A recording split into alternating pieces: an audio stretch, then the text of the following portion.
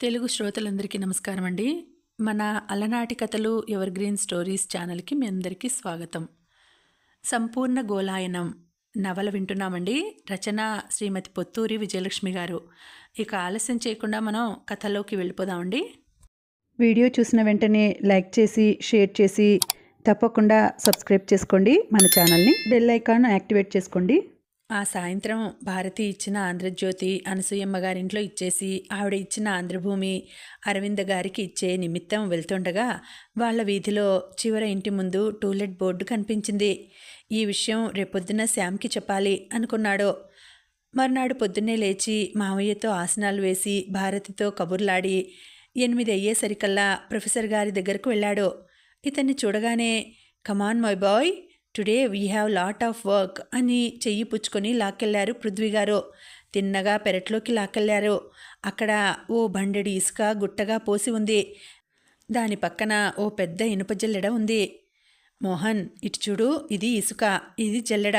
ఇప్పుడు నువ్వేం చేయాలంటే ఈ ఇసుకని జల్లెడలో పోసి జల్లించాలి. ఆ జల్లించే సమయంలో ఇసుక అటు నుంచి ఇటు, ఇటు నుంచి అటు ఎన్నిసార్లు వెళుతుందో లెక్కపెట్టి ఇదిగో ఈ పేపర్ మీద రాయాలి. అలా ఈ ఇసుకంతా జల్లించాలి. ఇన్స్ట్రక్షన్స్ ఇచ్చాడాయన. బుర్రగొక్కున్నాడు మోహన్. ఎందుకు సార్ ఇదంతా అని కొంచెం అనుమానంగా మరికొంత విసుగ్గా అడిగాడు. ఎందుకేంటి నా మొహం, ఈ జల్లెడ సముద్రం అనుకో, ఇసుక భూమి.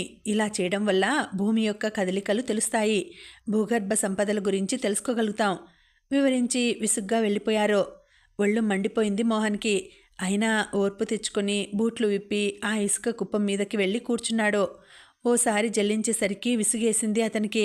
వెంటనే ఆ పేపర్ మీద చేతికొచ్చిన అంకెలు వేసేసి హాయిగా ఓ మూలకి వెళ్ళి కూర్చున్నాడు. తను రాసేసుకున్నదంతా భరభరా రాసేసుకున్నాక ఏం మోహన్ అయిందా అని కేకేశాడు ఆయన. కూర్చుని కునికిపాట్లు పడుతూ కలలు గంటున్న మోహన్ ఉలిక్కిపడి లేచి అయిపోయింది సార్, వస్తున్నా అంటూ లోపలికి పరిగెట్టాడు. తన దగ్గరున్న కాగితం ఆయన చేతికిచ్చాడు. అది ఎగాదిగా చూసి లబలబలాడాడు ప్రొఫెసర్ గారు. ఇదేమిటయ్యా, ఈ నెంబర్లు ఏమిటిలా ఉన్నాయి? ఓ దానికి మరో దానికి సంబంధం లేదు అన్నారు. నన్నేం చేయమంటారు సార్, ఉన్నది ఉన్నట్లు వేశాను దబాయించాడు మోహన్. సీరియస్గా ఆలోచించారాయన. నా అంచనా తప్పింది, మళ్ళీ స్టడీ చేయాలి అన్నారు.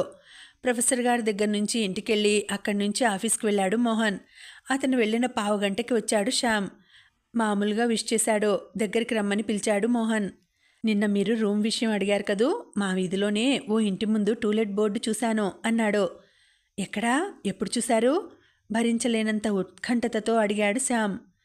నిన్న సాయంత్రం. మీ ఇంటి అడ్రస్ కంగారుగా అడిగాడు శ్యామ్. తన అడ్రస్ చెప్పాడు మోహన్. చార్ట్ అయితే చూశాను కానీ అది ఫ్యామిలీ పోర్షనో బ్రహ్మచారుల పోర్షనో తెలీదు. సాయంత్రం నాతో రండి. అలా మా ఇంటికెళ్ళి కాస్త కాఫీ తాగి అటువైపు వెళ్ళి ఆ ఇంటి విషయం కనుక్కుందాం. తలంచుకున్న అతను ఏదో అనుమానం వచ్చి తల ఎత్తాడు. ఎదురుగా శ్యామ్ లేడు. ఏడీ ఈయన, ఇంతలోనే ఏమైపోయాడు? అయోమయంగా అటు ఇటు చూశాడు. గజానికో అంగచొప్పున వేసుకుంటూ అప్పుడే రోడ్డెక్కేశాడు శ్యామ్. ఎక్కడికి పోతున్నాడో అనుకున్నాడు మోహన్. ఆఘమేఘాల మీద అడ్రస్ ప్రకారం మోహన్ చెప్పిన చోటు చేరుకున్నాడు శ్యామ్. గేటు మీద టూలెట్ బోర్డు అలాగే ఉంది. అమ్మయ్య, ఇంకా ఎవరైనా తన్నుకుపోయారేమో అని భయపడ్డాను. పర్వాలేదు, ఖాళీగానే ఉంది. గుండె నిండా ఊపిరి పీల్చుకొని గేటు తీసుకొని లోపలికి వెళ్ళాడు. ఎదురుగా తలుపుకి తాళం. హతోస్మి అనుకొని అక్కడే నిలబడ్డాడు. విశ్వనాథం అని రాసున్న నేమ్ ప్లేట్ వంక, తలుపుల వంక, కిటికీల వంక చూస్తూ దాదాపు అరగంట గడిపాడు.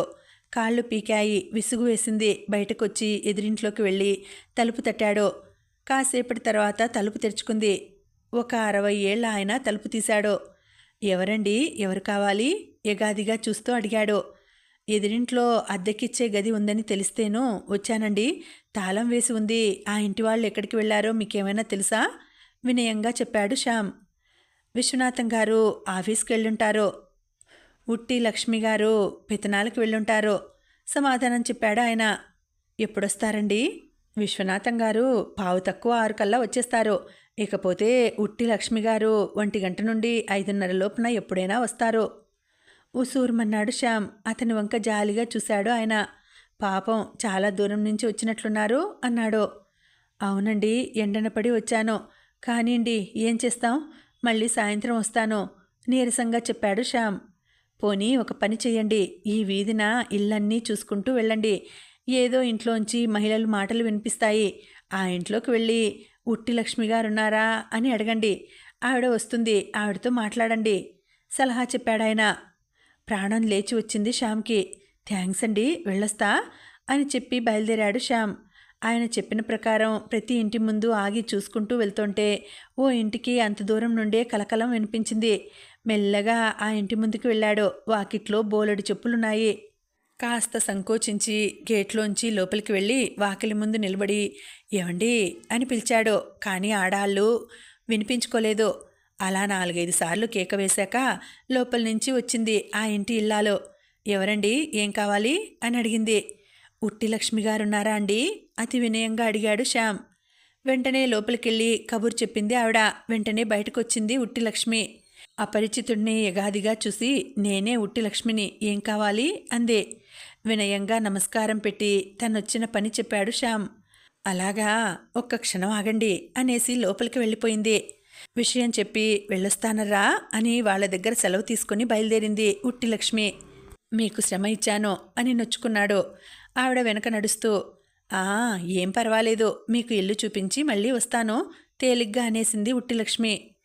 ఆ ఉట్టి లక్ష్మికి ఇంటి పేరు ఉట్టి అని పొరబడతారు కొత్తవాళ్ళు. కానీ కాదు, వాళ్ళింట్లో చిన్నతనంలో ఉమ్మడి కుటుంబంలో నాగలక్ష్మి, రామలక్ష్మి, రాజ్యలక్ష్మి, వివిధ లక్ష్ములు ఉండేవాళ్ళు. ఆ తర్వాత స్కూల్లో క్లాస్లో కూడా విజయలక్ష్మి, స్వరాజ్యలక్ష్మి, ప్రసన్నలక్ష్మి, ఉత్తలక్ష్మి, నా పేరు లక్ష్మి అనగానే ఏ లక్ష్మి అనేవాళ్ళు. ఏ లక్ష్మి కాదు, ఉట్టి లక్ష్మి అనేసేది. అది అలా అలా అలవాటైపోయి లక్ష్మి కాస్త ఉట్టి లక్ష్మి అయిపోయింది. ఉట్టి లక్ష్మికి 14 ఏట బావ విశ్వనాథంతో పెళ్ళైంది. 15 నిండేసరికి ఓ కొడుకు పుట్టాడు. చిన్నపిల్ల, దాని మొహం దానికేం తెలుసు, పిల్లాడిని పెంచడం అని వాళ్ళ అత్తగారు కోడలి వెంట సాయం వచ్చింది. ఆ రావటం 2 ఏళ్ళు ఉండిపోయింది. ఆ మనవడు కాస్త ఆవిడకి తెగ చేరికైపోయాడు. అందుకనే వెళ్తూ వెళ్తూ వాడిని చంకనేసుకొని చక్కా పోయింది. ఆ వెళ్ళటం ఆ పిల్లాడు మళ్ళీ తల్లిదండ్రుల దగ్గరికి రాలేదు. నానమ్మ తాతగారి దగ్గరే ఉండి అక్కడే చదువుకొని అటునుంచి అటే ఇంజనీరింగ్ కాలేజీకి వెళ్ళిపోయాడు. అతనికిప్పుడు 17 సంవత్సరాలు.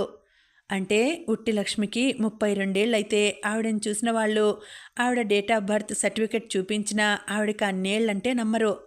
నాజుగ్గా నవనవలాడుతూ నవ్వుతూ ఉండే ఉట్టి లక్ష్మి 25 ఏళ్ల పడుచులా ఉంటుంది. తొలి పరిచయంలోనే ఎవరైనా అడిగే ప్రశ్న మీకెంతమంది పిల్లలు అని. ఆ ప్రశ్నే వేసేవాళ్ళు ఉట్టి లక్ష్మిని. మాకు ఒక్కడే అబ్బాయి, పోయినేడే కాకినాడ ఇంజనీరింగ్ కాలేజీలో చేరాడు అనేది ఉట్టి లక్ష్మి.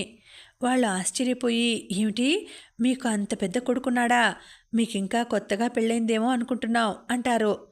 తళతళలాడే కళ్ళతో గర్వంగా నవ్వుతుంది ఉట్టి లక్ష్మి. బాహ్య సౌందర్యానికి తగ్గట్టు అమృతం లాంటి హృదయం. విశ్వనాథం కూడా ఆవిడకి తగిన భర్త. రోడ్డు మీద అడుగుపెట్టింది మొదలు ఆపకుండా గడగడా మాట్లాడేస్తూ శ్యామ్ సుందర్ వివరాలు అన్నీ రాబెట్టేసింది ఆవిడ. పెళ్ళయిందా అనే ప్రశ్నకు గుండె పీచుపీచుమంటూ సమాధానం చెప్పిన శ్యామ్, అలాగా, ఇదివరకు మా ఇంట్లో ఉండే అతనికి పెళ్లి కాలేదు అని ఆవిడ అనేసరికి తేలిగ్గా ఊపిరి పీల్చుకున్నాడు శ్యామ్. హమ్మయ్యా అనుకుంటూ ఇంట్లో అడుగుపెట్టింది లక్ష్మి. తాళం తీసి రండి అని ఆహ్వానించింది. కూర్చోపెట్టి చల్లటి నీళ్ళు ఇచ్చింది. పదండి అంటూ తీసుకెళ్ళి గది చూపించింది. గది చిన్నదే అయినా గాలి వెలుతురు ధారాళంగా వస్తాయి. అద్దె ఎంతండి అడిగాడు. చెప్పిందావిడ. అతని గుండె ఆగి కొట్టుకుంది. కానీ అంతలోనే వివేకం మేల్కుంది. లొకాలిటీ మంచిది, రూమ్ బాగుంది, మరింత మాత్రం పెట్టకపోతే లాభం లేదు అనుకున్నాడు.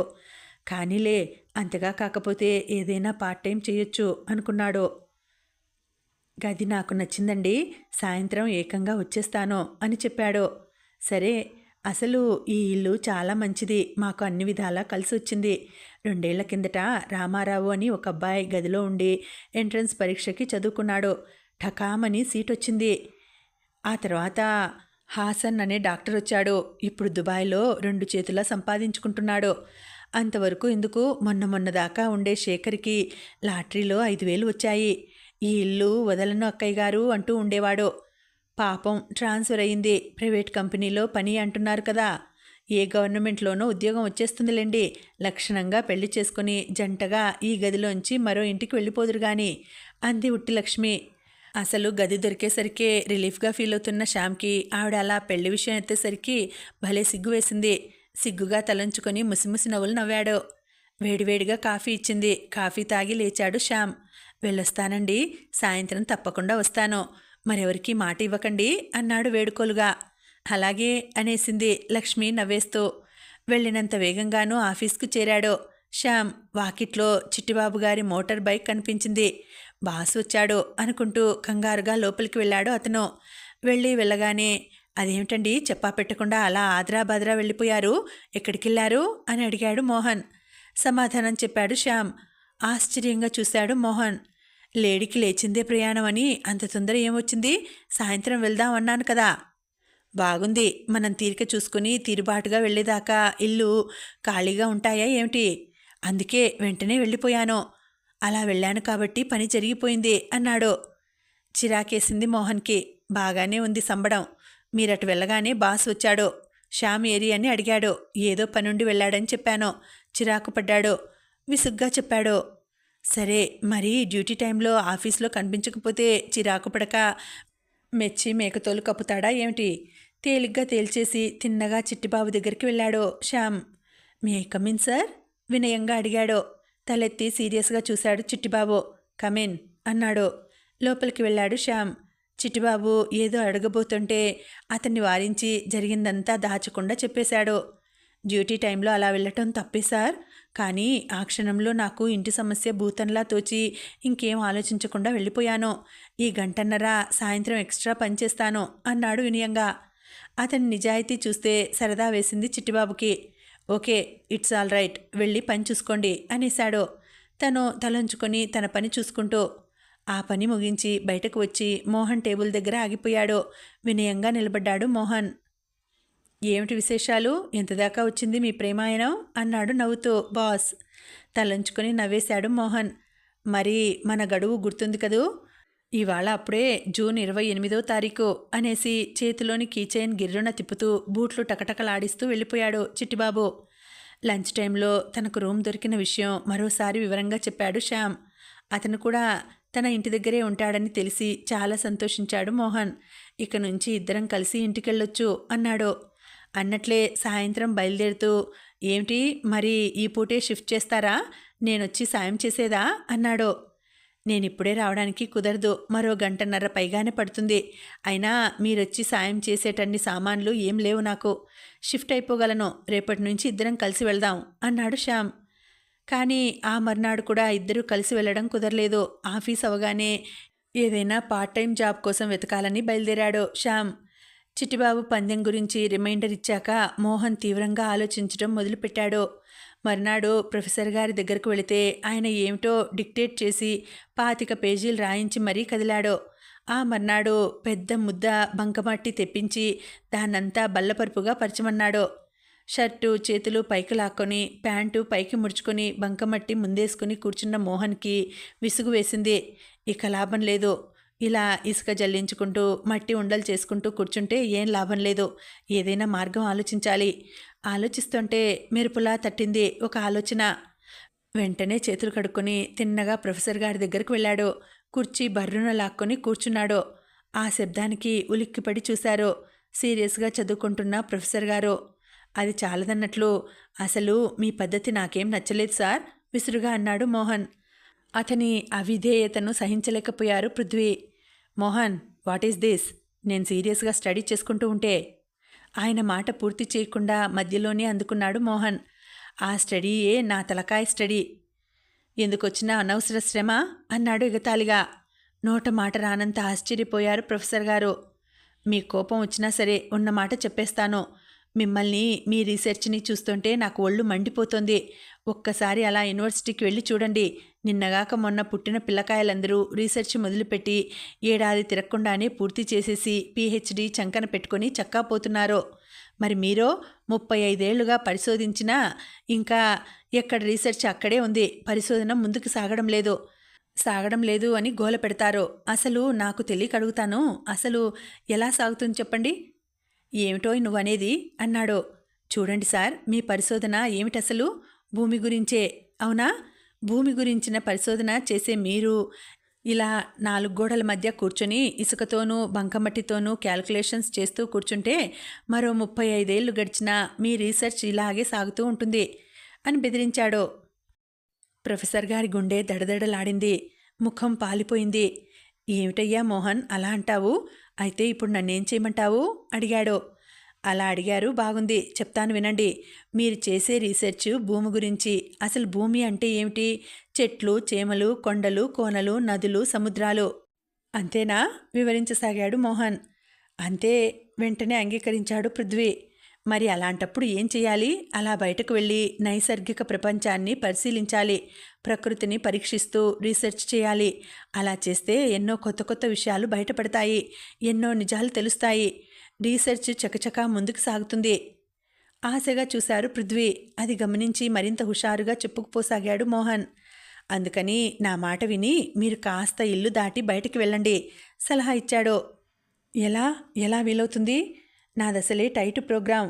క్షణం తీరికుండదు నిరాశగా అన్నాడు ప్రొఫెసర్. అలా అంటే ఎలా? ఉన్న సమయాన్నే సద్వినియోగం చేసుకోవాలి. మరి ఓ పని చెయ్యండి. రేపటి నుంచి సాయంత్రం కానీ పొద్దున కానీ ఓ గంట సేపు బయట తిరిగి వచ్చే ప్రోగ్రాం పెట్టుకోండి. అన్ని ప్రదేశాలు తిరిగి చూడండి. మీరేం చూశారో నోట్ చేసుకోండి. ఇంటికొచ్చి ఆ నోట్ చేసుకున్న విషయం మీద రీసెర్చ్ చేయండి. అంత పని నా ఒక్కడి వల్ల అవుతుందంటావా? నిరాశగా అడిగారు పృథ్వీ. అలా అధైర్యపడకండి. నేను మిస్ దీపికాలేమో, మేము కూడా మీతో వస్తాం. ఇంట్లో చేసే సాయం బయట చేస్తాం. ఇలా చేసి చూడండి. ఏడాది తిరిగేసరికల్లా మీ రీసెర్చ్ కంప్లీట్ అయిపోకపోతే నా చెవి కోయించుకుంటా నమ్మకంగా చెప్పాడు మోహన్. ఆయన మొహం కళకళలాడింది. సరే అయితే ఆ విషయం నువ్వు చూసుకో, ప్రోగ్రాం తయారు చెయ్యి అన్నారు. అమ్మయ్యా అనుకున్నాడు మోహన్. అప్పటికప్పుడు కూర్చొని ఓ 10 రోజులకి సరిపడా ప్రోగ్రాం తయారు చేశాడు. ఒకరోజు సాయంత్రం బీచ్కి, మరో రోజు సింహాచలం, ఇంకో రోజు ఇంకో చోటికి ఇలా టైం టేబుల్ తయారైపోయింది. ఆ ప్రోగ్రాం ప్రకారం ఇంటి నుండి ఓ అరగంట ముందే ప్రొఫెసర్ గారింటికి చేరుకుంటుంది దీపిక. ఆఫీస్ నుంచి తిన్నగా అక్కడికి చేరుకుంటాడు మోహన్. ముగ్గురు కలిసి బయలుదేరతారు. ఏ బీచ్ ఒడ్డుకో చేరడం. ఆయన దారిన ఆయన ఓ కాగితాల కట్ట పుచ్చుకొని బరబరా రాసేసుకుంటూ ఉంటాడు. మోహన్ దీపతో కబుర్లు మొదలు పెడతాడు. కాసేపయ్యాక వెంట తెచ్చుకున్న కాఫీ టిఫిన్ల మీదకి దాడి చేసి మరి కాసేపు అటు ఇటు తిరిగి ఇంటికి చేరుకుంటారు. అలా ఓ వారం గడిచిపోయాయి. సాయంత్రాలు మంచి హుషారుగా గడిచిపోతున్నాయి మోహన్కి. కానీ శ్యామ్ పరిస్థితి అందుకు భిన్నంగా ఉంది. చక్కటి గది అద్దెకి దొరికింది కదా అని నిశ్చింతగా ఉండేందుకు అవకాశం లేదు. అద్దె బోలెడు. జీతం 3వ వంతు అద్దెకు పోసేస్తే నెల గడవటం ఎలా? అందుకే ఏదైనా చిన్న పార్ట్ టైం జాబ్ చూసుకుందామని ప్రయత్నిస్తున్నాడు. కాళ్ళరిగేలా తిరిగినా ఎక్కడా దొరకడం లేదు. ఎక్కడికి వెళ్ళినా చుక్కెదురవుతోంది. సాయంత్రం ఆఫీస్ నుంచి ఏదో హోటల్కి వెళ్ళి కాసిని కాఫీ నీళ్లు గొంతులో పోసుకుని బాగా రాత్రయ్యేదాకా తిరగడం, నిరాశగా ఇంటికి చేరడం. ఓ వారం రోజులు గడిచిపోయాయి. ఇక లాభం లేదు. మరో 10 రోజుల్లో ఏదైనా దొరికితే సరే, లేకపోతే ఈ గది వదిలేయాలి. మరో చోట ఏదైనా వెతుక్కోవాలి. ఆ రోజు రాత్రి ఆలోచనలతో కలత నిద్ర అయింది శ్యామ్కి. ఆ సాయంత్రం మెయిన్ బజార్లో ఓ పెద్ద బట్టల షాపులోకి వెళ్ళి వాళ్ళకి సేల్స్మెన్ కానీ లెక్కలు చూసే మనిషి కానీ కావాలేమో అడిగి అక్కర్లేదని తెలుసుకొని నీరసంగా బయటకు వస్తుంటే ఎదురయ్యాడు చిట్టిబాబు. షూటింగ్ అడ్వర్టైజ్మెంట్లో మోడల్లా ఉన్నాడు. అతని వెంట అతని మరదలు హుందాగా, అందంగా, మహారాణిలా ఉంది. హలో అంటూ అతనే విష్ చేశాడు. నీరసంగా విష్ చేశాడు శ్యామ్. ఇదిగో ఈవిడ నా వుడ్బి. పేరు చాలా పెద్దదే. క్లుప్తంగా పద్మ అంటాం. పద్మ, ఇతను శ్యామ్ సుందర్. మన కంపెనీలో ఈ మధ్యనే టైపిస్ట్గా చేరాడు అని పరిచయం చేశాడు. ఆదరంగా నవ్వుతూ చేతులు జోడించింది ఆవిడ.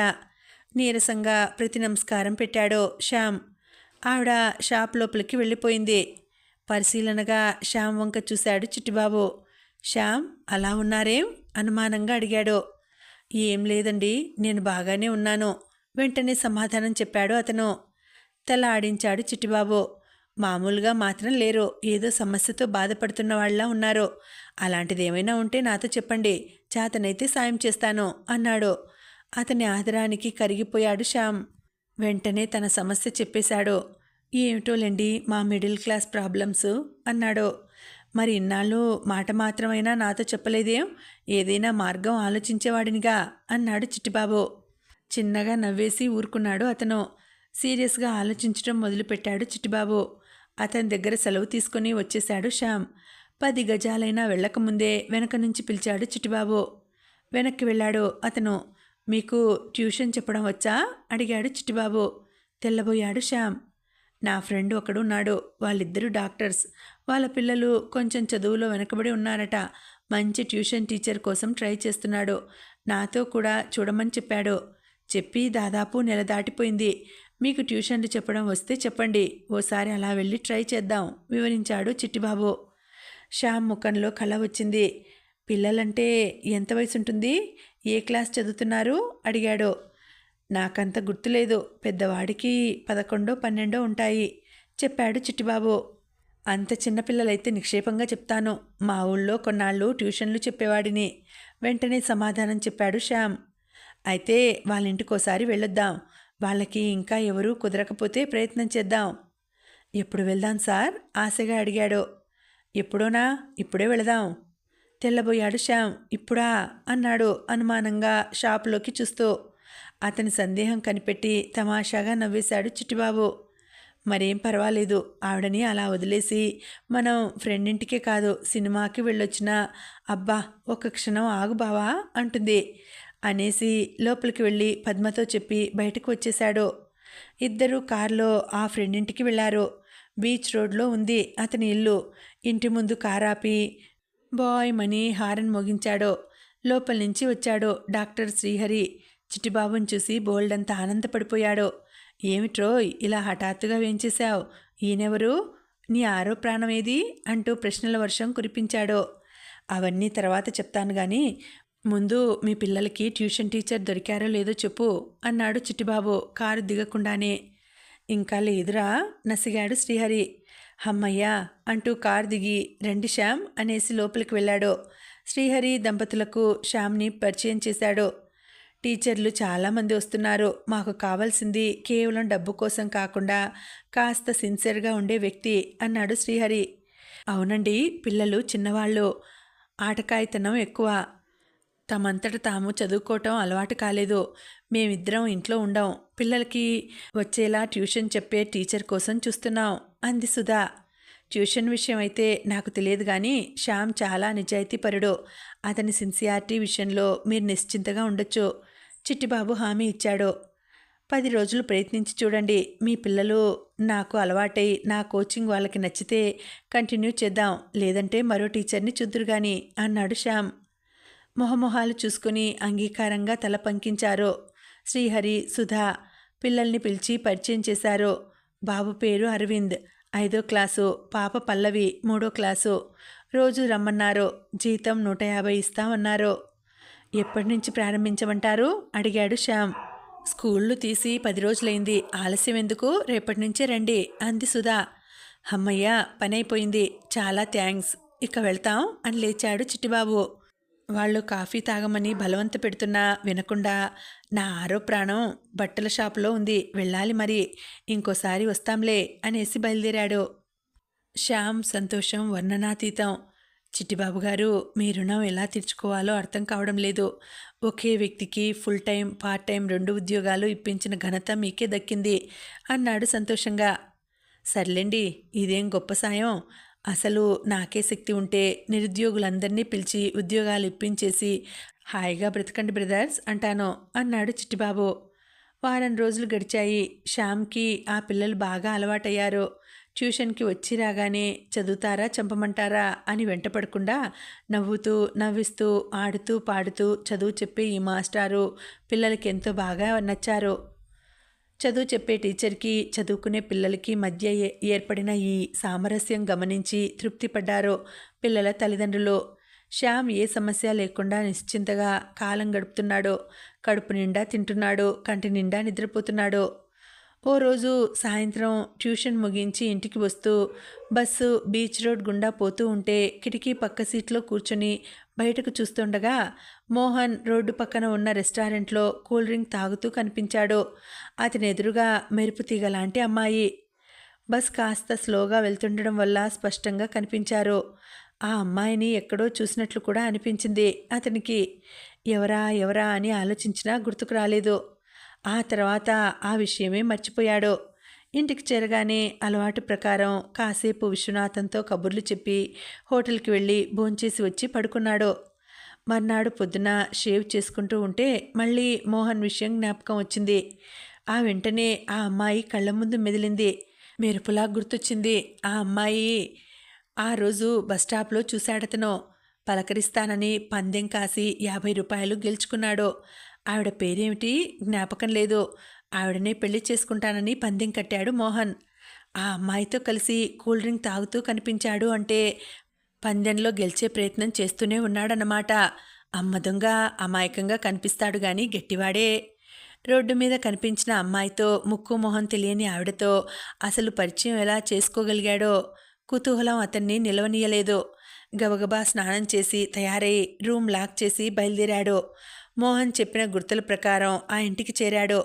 వాకిట్లో జాజి పందిరి దగ్గర బల్ల వేసుకుని దానిమీద నిలబడి విచ్చిన సన్నజాజి పూలు కోసుకుంటోంది భారతి. గేటు తీసుకుని 4 అడుగులు వేసి, సూర్యనారాయణమూర్తి గారిల్లు ఇదేనా అండి అని అడిగాడు. కూనిరాగం తీస్తూ పూలు కోస్తున్న భారతి ఆ ప్రశ్న విని గిర్రున వెనక్కి తిరగబోయింది. ఆ బల్ల అసలే కొంచెం కుంటిది.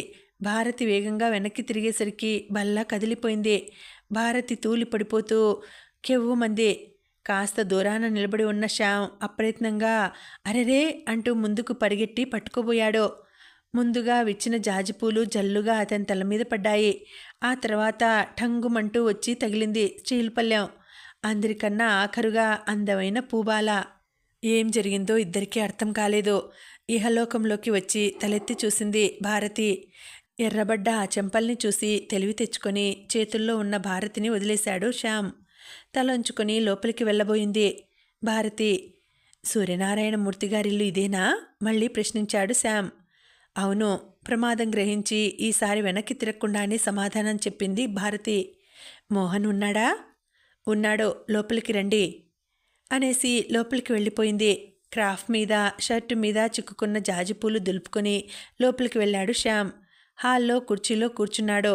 మేడ దిగి వచ్చాడు మోహన్. స్నేహితుడిని చూడగానే ముఖం ఇంత చేసుకుని, ఎన్నాళ్ళకి మా మీద దయ కలిగింది. ఎప్పుడు పిలిచినా ఇదిగో వస్తా అదిగో వస్తా అని దాటేసేవారు అంటూ ఎదురుగా కూర్చున్నాడు.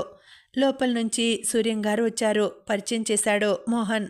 ఆదరంగా మాట్లాడారాయన. ఆసనాలు చేసే అలవాటుందా లేదా అడిగి లేనందుకు చాలా విచారించారు. ఆసనాల వల్ల కలిగే లాభాలు వివరిద్దామనుకున్నారు కానీ మోహన్ తెలివిగా మాట తప్పించాడు. ఏం తాగుతారు, కాఫీయా కూల్ డ్రింకా అని అడిగాడు. ఏం వద్దు అనేశాడు శ్యామ్. అలా వీల్లేదు, ఏదో ఒకటి తీసుకోవాల్సిందే అంటూ లోపలికి వెళ్ళారు సూర్యం. కాఫీ కలిపి భారతి చేతికిచ్చి పంపించారు. మీట్ మిస్ భారతి, మా మామయ్య కూతురు పరిచయం చేశాడు మోహన్. కాఫీ తాగుతూ కళ్ళెత్తి చూశాడు శ్యామ్. తన వంకే చూస్తోంది భారతి. తల వంచి నమస్కారం చేశాడు. చిన్నగా నవ్వేసి లోపలికి వెళ్ళిపోయింది భారతి. తనొచ్చిన పని మర్చిపోయిన శ్యామ్ మోహన్ ఏదేదో మాట్లాడుతుంటే వింటూ కూర్చున్నాడు. అలా ఓ అరగంట గడిచాక ఇక నేను వెళ్ళొస్తానని లేచాడు. లోపల నుంచి సూర్యంగారు వచ్చారు. వస్తూ ఉండు నాయనా, దగ్గరే అన్నావుగా, తెల్లవారుజామునే లేచి ఆసనాలు వేయి. నీకు ఒంటరిగా కష్టమైతే మా ఇంటికి రా అని చెప్పారు. తలాడించి వినయంగా సెలవు తీసుకున్నాడు. లోపలికి తొంగి చూశాడు. నిట్టూర్పు అణుచుకొని బయటికి వచ్చేశాడు. గేటు దాకా వచ్చి దిగబెట్టాడు మోహన్. అప్రయత్నంగా తలెత్తి చూసిన శ్యామ్కి మేడ మీద కిటికీ దగ్గర లేత నీలం రంగు చీరకొంగు కనిపించింది. అట్నుంచి దృష్టి తిప్పుకోవడానికి, ఆ తర్వాత వెనక్కి చూడకుండా వెళ్ళడానికి తీవ్ర ప్రయత్నం చేసి సఫలుడయ్యాడు శ్యామ్. ఆ రోజంతా ఆ శుతిమెత్తని స్పర్శ అతన్ని వెంటాడుతూనే ఉంది. ఆ రాత్రి పడుకున్న తర్వాత ఆ సన్నజాజుల పరిమళం అతన్ని చుట్టేసింది. నిద్రపోవాలని తీవ్ర ప్రయత్నం చేసి కూడా విఫలుడయ్యాడు శ్యామ్. మర్నాడు ఆఫీస్ టైంకి పావుగంట ముందే రెడీ అయిపోయి మళ్ళీ సూర్యనారాయణమూర్తి గారింటికి వెళ్ళాడు. డైనింగ్ టేబుల్ ముందు కూర్చుని భోంచేస్తున్నాడు మోహన్. అతనికి సర్వ్ చేస్తున్నాడు వంటతను. మెట్ల మీద కూర్చొని ఏదో మ్యాగజైన్ చదువుకుంటోంది భారతి. కాలింగ్ బెల్ చప్పుడు విని వచ్చి తలుపు తీసింది. ఎదురుగా శ్యామ్ని చూసి తడబడిపోయి పక్కకు తప్పుకుంది. తల తిప్పి చూసి రండి రండి అని ఆహ్వానించాడు మోహన్. కూర్చోండి అన్నాడు. ఆఫీస్కు వెళుతూ మిమ్మల్ని కూడా వెంటబెట్టుకు వెళ్దామని వచ్చాను. వెధవది రోజు ఒంటరిగా వెళ్ళాలంటే బోర్గా ఉంది. అడగకుండానే తన రాకకి కారణం చెప్పేశాడు. మంచి పని చేశావయ్యా. అయినా ఇద్దరిది ఒకే ఆఫీస్ అయినప్పుడు రోజు కలిసే వెళ్ళొచ్చుగా అన్నారు సూర్యం. రా, నువ్వు భోంచేద్దువు గాని అన్నారు. నేను చేసే వచ్చానండి అన్నాడు శ్యామ్. అన్నం ముందుకి లాక్కొని పెరుగు అన్నాడు మోహన్. అప్పుడే పెరిగేమిటి నీ తలకాయ, తిన్నగా తిను, ఇంకోసారి సాంబార్ కలుపుకో అని కోప్పడి అతను వద్దు మొర్రో అంటున్నా వినకుండా బలవంతంగా సాంబారు వడ్డించేశారు. పక్కన కూర్చున్న సూర్యం గారు. ఇదంతా చూస్తున్న శ్యామ్కి నవ్వొచ్చింది. మోహన్ గారి విషయంలో ఎంత శ్రద్ధ చూపిస్తున్నారు సార్ అన్నాడు. చూపించవద్దటయ్యా, మరి అల్లుడా మజాకానా అనేశారు సూర్యం గారు. ఎందుకో కలుక్కుమంది శ్యామ్ మనసు. తలెత్తి భారతి వంక చూశాడు. అప్రయత్నంగా ఆ చూపులో చూపు కలిపిన భారతి మనసు కలుక్కుమంది. మోహన్ భోజనం ముగించి తయారై బయలుదేరాడు. ఇద్దరు రోడ్ మీదకి వచ్చారు. మీ మామయ్య గారికి నువ్వంటే ఎంత ప్రేమో కదూ, నిజంగా మీరు అదృష్టవంతులు అన్నాడు శ్యామ్. నొసలు చిట్లించాడు మోహన్. నా మొహం అదృష్టం, విసిగిపోతున్నాను ఆ తండ్రి కూతుళ్లతో. ఇద్దరే చాదస్తంతో ఆయన విసిగిస్తే పుస్తకాల పిచ్చితో భారతి చంపుకు తినేస్తోంది అన్నాడు విసుగ్గా. సూర్యంగారిని అంటే పర్వాలేదు గాని భారతిని అలా విమర్శించడం శ్యామ్కి ఏమంత నచ్చలేదు. మాట మార్చేశాడు. అంతలోనే హఠాత్తుగా గుర్తొచ్చింది. అసలు విషయం అడగడం మర్చిపోయాను. మొన్న బస్లో వస్తుంటే చూశాను. మీరు మీ వెంట ఆ వేళ మీరు పెళ్లాడతానని పందెం వేసిన అమ్మాయి కనిపించారు. అసలు ఆ అమ్మాయితో ఎలా పరిచయం అయింది, ఎలా స్నేహం కుదిరింది కుతూహలంగా అడిగాడు. అదిరిపడ్డాడు మోహన్. ఎందుకో అదంతా ఫ్రెండ్కి చెప్పాలని అనిపించలేదు. అందుకే అబ్బే అలాంటిదేమీ లేదే, నేను మొన్న అసలు ఇంట్లోంచి కదలలేదు. ఎవరిని చూసి ఎవరనుకున్నారో మీరు అని దబాయించేశాడు. అతను అబద్ధం చెప్తున్నాడేమో అనిపించినా ఆ విషయం రెట్టించి అడగలేదు శ్యామ్. సభ్యత కాదని ఊరుకున్నాడు. రేపటి నుంచి మీ దగ్గరకు వస్తాను, ఇద్దరం కలిసి వద్దాం అని మాత్రం చెప్పాడు. మహారాజులా రండి, దానికేం అనేశాడు మోహన్. ఇక అదే రొటీన్ అయిపోయింది. ఆ రోజు సాయంత్రం ట్యూషన్ చెప్పడానికి వెళ్ళినప్పుడు టేబుల్ మీద మంచి ఇంగ్లీష్ నవల కనిపించింది. చేతుల్లోకి తీసుకున్నాడు. మీరు చదవలేదా? చాలా మంచి నవల అటుగా వచ్చిన సుధా అడిగింది. ఉలిక్కిపడ్డాడు శ్యామ్. అతను సమాధానం చెప్పే లోపలే చదవకపోతే తీసుకుని వెళ్ళి చదవండి, తప్పకుండా చదవాల్సిన నవల అనేసి పని మీద వెళ్ళిపోయింది. నవల చేత్తో పట్టుకుని నిలబడిన శ్యామ్కి సడన్గా సన్నజాజుల పరిమళం గుర్తుకు వచ్చింది. ఆ నవల తీసుకుని బయలుదేరాడు. మేడం మీద నిలబడి ఉన్న భారతి గేటు తీసుకుని వస్తున్న ఇతడిని చూడగానే గబగబా మేడ దిగి వచ్చేసింది. మీకోసం మంచి నవల తీసుకొచ్చాను అన్నాడు శ్యామ్. అతను వచ్చినందుకే సంతోషపడుతున్న భారతి అతను నవల తెచ్చాడని తెలిసి పరమానంద భరితురాలైంది. ఏది, ఏ నవల అంటూ ఒక్కంగలో అతని దగ్గరికి వచ్చి అతని చేతిలో పుస్తకం అందుకుంది. ఆ సంతోషం కాస్త నీరు కారిపోగా, ఇంగ్లీషా అంది నీరసంగా. ఈసారి నీరుగారిపోవడం శ్యామ్ వంతు అయింది. ఏం, మీరు ఇంగ్లీష్ నవల్స్ చదవరా అన్నాడు దీనంగా. ఏమో, ఎప్పుడు చదవలేదు. అతని ముఖంలో వస్తున్న మార్పు గమనించింది భారతి. ఇది వరకు చదవకపోతే ఏం, ఇప్పుడు చదవండి, చాలా మంచి నవల బ్రతిమాలాడు. అర్థమవుతుందంటారా? ఎందుకు అర్థం కాదు, మీరేం చదువురాని వారు కాదు కదా. అందులోనూ ఈ నవల్లో లాంగ్వేజ్ చాలా ఈజీగా ఉంది. కావాలంటే కథ నేను టూకీగా చెప్తాను మరింత వేడుకోలుగా అన్నాడు. సరే, ఇంగ్లీష్ నవల మీద అంత ఇంట్రెస్ట్ లేకపోయినా అతను బాధపడతాడేమో అని అంగీకరించింది భారతి. నవలలోని ముఖ్యమైన కథని క్లుప్తంగా వివరించాడు శ్యామ్. చదవండి, రేపొచ్చి నవల తీసుకువెళ్తాను అనేసి లోపలికి రండి, కాఫీ తాగి వెళ్దురు గాని అంటున్నా వినకుండా వెళ్ళిపోయాడు. అతనటు వెళ్ళగానే తన గదిలోకి వెళ్ళి కూర్చొని నవల చదవటం మొదలుపెట్టింది. 2 పేజీలు చదివేసరికి విసుగు వేసింది. ఏమీ బుర్రకెక్కడం లేదు. ఇక చాలే అనిపించింది. అంతలోనే దీనంగా మీరు ఇంగ్లీష్ నవల్స్ చదవరా అని అడుగుతున్న శ్యామ్ గుర్తొచ్చాడు. అందుకని ఓపిగ్గా చదవసాగింది. మధ్యలో లేచి భోంచేసి మళ్ళీ కూర్చుంది. శ్రద్ధగా పట్టుదలగా పరీక్షలకి చదివినట్లు రాత్రంతా చదివి కోడి కూసే వేళకి పడుకుంది. అలవాటు ప్రకారం తెల్లవారుజామునే మోహన్ని లేపేశాడు సూర్యంగారు. ఆసనాలు గట్రా వేయించేశారు. బ్రేక్ఫాస్ట్ కోసం బల్ల ముందు కూర్చునేసరికి 8 అయింది. ఇంకా భారతి లేవలేదు అడిగాడు మోహన్. ఊహూ అన్నాడు సూర్యంగారు. అసలే చిరాగ్గా ఉన్న మోహన్కి ఆ సమాధానం వినేసరికి మరింత చిరాకేసింది. ఇంకా లేవకపోవడం ఏమిటి విసుక్కున్నాడు. పడుకోనీరా పసిపిల్ల, తల్లి లేని పిల్ల, దానిష్టం. అసలైనా అది లేచి మాత్రం ఏం చెయ్యాలట? తేలిగ్గా తీసేశారు ఆయన. అవునులే, ఇలాగే గారాబం చెయ్యి. ఇప్పుడంటే నువ్వు అన్నీ చూసుకుంటున్నావు కాబట్టి సరిపోతుంది. రేపు పెళ్ళైతే ఎలా అన్నాడు మోహన్. మరేం పర్వాలేదు, పెళ్ళయ్యాక నువ్వు చూసుకుందువు గాని ఈ పనులన్నీ, ధైర్యం చెప్పి వెళ్ళిపోయారాయన. బారెడు పొద్దెక్కాక లేచింది భారతి. ఆ పగలంతా కూర్చుని నవల రివిజన్ చేసింది. సాయంత్రం మళ్ళీ వచ్చాడు శ్యామ్. చదివారా ఆత్రంగా అడిగాడు. చదివాను, బాగుంది, కానీ చాలా శ్రమపడాల్సి వచ్చింది అని ఉన్న మాట చెప్పేసింది. అరెరే నొచ్చుకున్నాడు శ్యామ్. ఓ పని చేయండి, చేజ్ నవల్స్ మొదలెట్టండి. స్పీడ్గా చదవడం అలవాటయ్యాక ఇర్వింగ్, వాలిన్, ఆర్డర్ హెయిలీల పెద్ద నవల్స్ చదవచ్చు అన్నాడు. అలాగే తలాడించింది భారతి. రేపు సాయంత్రం తెచ్చిస్తాను అనేసి వెళ్ళిపోయాడు. అదో దినచర్య అయిపోయింది ఆ ఇద్దరికి. డాక్టర్ గారింట్లో పెద్ద లైబ్రరీ ఉంది. రోజుకో పుస్తకం తెచ్చిస్తాడు శ్యామ్. కథ అవుట్లైన్స్ చెప్పి వెళ్ళిపోతాడు. 10 రోజులు గడిచేసరికి పెద్ద పెద్ద నవల్స్ చదివేయడం మొదలుపెట్టింది భారతి. ఇప్పుడు చీటికి మాటికి పుస్తకాలు తెచ్చిమ్మని మోహన్ బావని వేధించటం లేదు. అసలంత తీరిక కూడా లేదు. వీళ్ళిద్దరి వ్యవహారం ఇలా ఉండగా అక్కడ మోహన్ తన కష్టాల్లో తాను మునిగి తేలుతున్నాడు. దీపిక వ్యవహారం చూస్తుంటే విసుగేస్తోంది. అతనికి 4 గోడల మధ్య నుంచి బయట ప్రపంచంలోకి వెళితే దీపికకి మరింత దగ్గర అవ్వచ్చు, సమయం చూసుకొని తన ప్రేమ బయట పెట్టొచ్చునని ఆశపడితే ఆ ఆశ కాస్త అడుగంటింది. ముగ్గురు కలిసి బయటకు వెళ్తారు. పృథ్వీ గారిదేం ట్రబుల్ లేదు. పాపం ఆకాశంలో పిట్టలను, చెట్ల మీద ఆకులను లెక్కబెట్టుకుంటూ పరిశోధన చేసుకుంటూ ఉంటారు. ఏదీ కాకపోతే డైరీలో బరబరా బరికేస్తూ కూర్చుంటారు. వీళ్ళిద్దరి జాలి గోల అక్కర్లేదు ఆయనకి. ఏదో కొంత వర్క్ ఇచ్చి వదిలేస్తారు. ఓ పక్కకి వెళ్ళి కూర్చుని సరదాగా కబుర్లాడుకుందాం అనే మోహన్ ఆలోచనని సాగనివ్వదు దీపిక. అమిత సీరియస్గా ఏమిటో ఆలోచిస్తూ కూర్చుంటుంది. ఏమిటా దీర్ఘాలోచన అని అడిగితే ప్రొఫెసర్ గారు ఫలానా విషయం గురించి ఆలోచించమన్నారు అని చెబుతుంది. అంతేకాదు, ప్రొఫెసర్ గారు మీకు కూడా ఏదో ఆలోచించమని చెప్పారు కదా, ఆ పని చేయక ఊరికే నాతో కబుర్లు చెప్తారేం అని మెత్తమెత్తగా మందలిస్తుంది కూడా.